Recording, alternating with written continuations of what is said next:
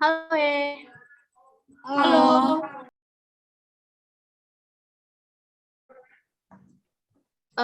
Nanti tugas yang tadi dikasih Bu Guru, aku aja yang edit ya.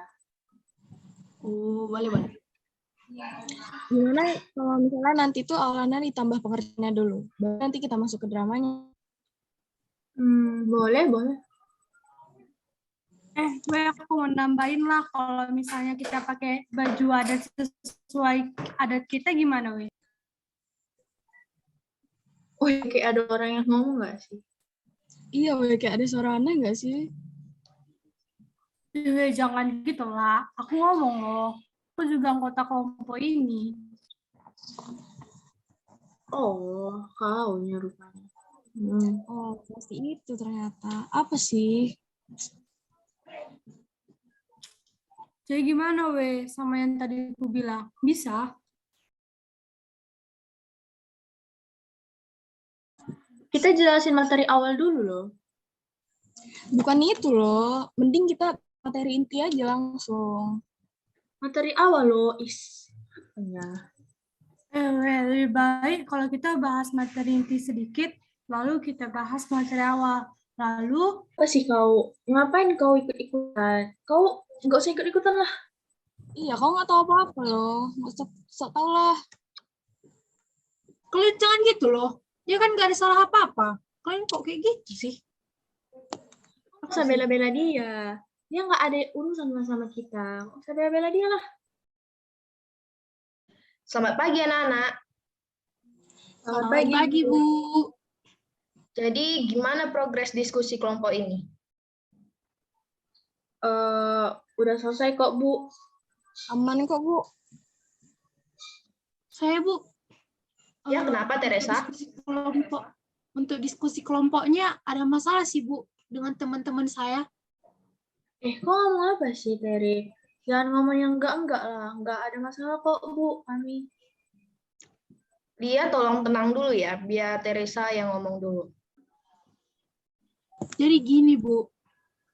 Lia dan Zahra itu ngeband gitu, Bu, untuk sifat dan perilakunya, Bu. Mereka nggak bersahabat gitu, Bu, dengan Siti, Bu. Siti, apakah kamu bisa jelasin tentang masalah ini? Tolong on mic dan jelasin biar Ibu tahu masalahnya. bisa, Bu. Jadi, Bu, sebenarnya Bu. Oh, jadi gitu. Baik, Ibu mengerti.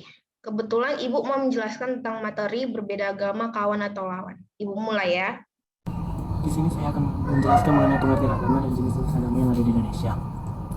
Menurut Kamus Besar Bahasa Indonesia, definisi agama berarti ajaran atau sistem yang mengatur tata keimanan dan beribadatan kepada Tuhan Yang Maha Kuasa, serta tata kaidah yang berhubungan dengan pergaulan manusia dan manusia serta lingkungannya. Singkatnya, agama ialah tata cara yang mengatur peribadatan manusia kepada Tuhan Yang Maha Esa.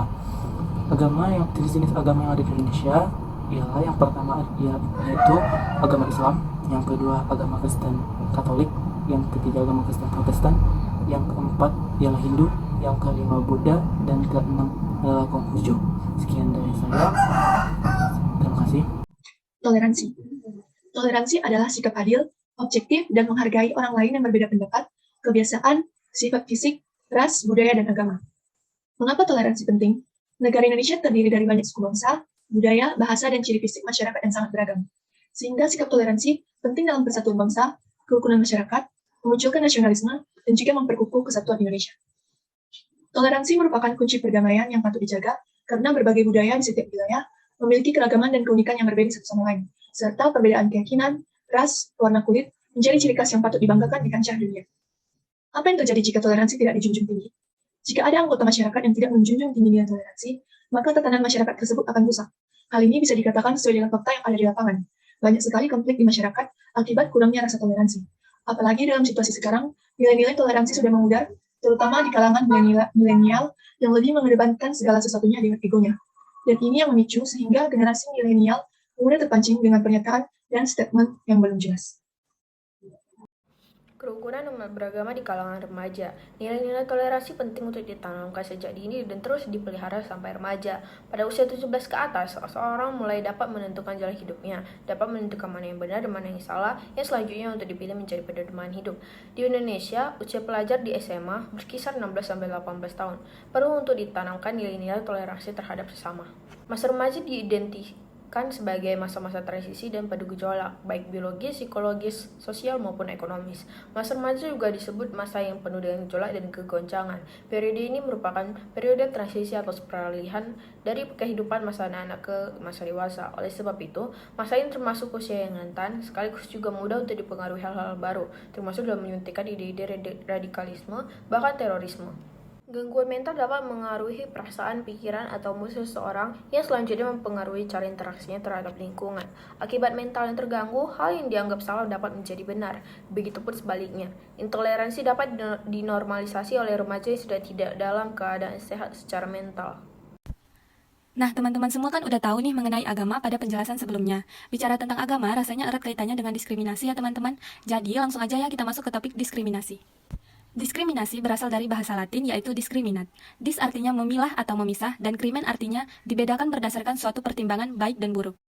Diskriminasi adalah suatu perbuatan, praktik, atau kebijakan yang memperlakukan seseorang atau kelompok secara berbeda dan tidak adil atas dasar karakteristik dari seseorang atau kelompok itu. Orang dapat didiskriminasi berdasarkan ras, jenis kelamin, usia, agama atau kepercayaan, warna kulit, disabilitas, serta kategori lainnya. Diskriminasi terjadi ketika seseorang diperlakukan lebih buruk dari yang lainnya akibat adanya perbedaan kualifikasi kategori yang telah ditetapkan oleh suatu kelompok tertentu. Berikut ini kami cantumkan juga dasar hukum yang mengatur tentang diskriminasi di Indonesia. Nah, selanjutnya apa aja sih penyebab dari konflik antar umat beragama? Yang pertama, anggapan hanya satu agama yang paling benar. Banyak orang yang beranggapan bahwa hanya ada satu Tuhan, dan mereka menganggap bahwa agama mereka yang paling benar. Kedua, agama dianggap memberikan kebenaran absolut. Banyak masyarakat yang masih menganggap bahwa agama itu diberikan oleh Tuhan Sang Pencipta. Ajaran dan doktrin mereka haruslah mutlak dan sempurna. Hasilnya adalah bahwa Anda melihat diri Anda sebagai lawan terhadap lawan kepada orang-orang yang menganut agama lain. 3. Berpikir hitam putih.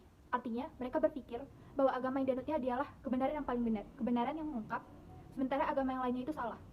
Terakhir, para pemimpin agama seolah mewakili Tuhan. Banyak masyarakat di Indonesia yang percaya bahwa para pemimpin di Indonesia ini, mereka seolah berbicara mewakili Tuhan. Dan karena itu tidak boleh dibantah oleh siapapun. Masalah mayoritas dan minoritas, hak asasi manusia, supaya tidak terjadi kesalahpahaman. Dalam kajian sosiologis, kelompok keagamaan adalah buah dari gerakan sosial, sehingga perilaku yang timbul dari individu muncul dalam simbol-simbol agama. Akan tetapi persoalannya adalah sejauh mana simbol-simbol agama yang ilahi itu diwujudkan dalam publik atau sosial. Untuk menjawab itu, Puslitbang Kehidupan Agama bidang hubungan antar agama melakukan studi tentang kelompok keagamaan di beberapa tempat, yaitu Protestan di Pangkal Pinang, Hindu di Kapuas, dan Buddha di Pontianak. Secara khusus, kajian ini bertujuan menghimpun informasi tentang 1. Kehidupan sosial kelompok masyarakat setempat, 2. Komunikasi internal, 3. Komunikasi antar agama, 4. Potensi konflik, 5. Upaya tindak lanjut. Upaya-upaya penyelesaiannya adalah 1.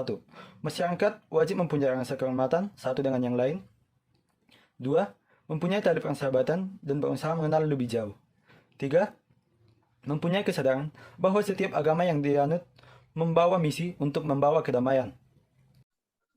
Jadi nak, kita harus memiliki jiwa toleransi yang besar. Negara kita ini kan negara pluralisme. Tentunya kita tidak bisa yang mengandalkan dan bergaul dengan yang hanya satu golongan dengan kita saja. Kita hidup berdampingan, tidak bisa kita hidup sendiri di dunia ini. Siapapun itu, apa di antara kalian ada yang bisa? Ibu rasa tidak, ibu pun tidak bisa. Nah, jadi seperti kasus di kelompok ini, kalian, Lia dan Zahra, tidak boleh bersikap seperti itu. Belum tentu pendapat kalian itu sudah paling benar dan pendapat si Siti paling salah. Kenapa ibu suruh kalian kerja kelompok? Agar kalian dapat berbaur dengan teman-teman yang berbeda agama.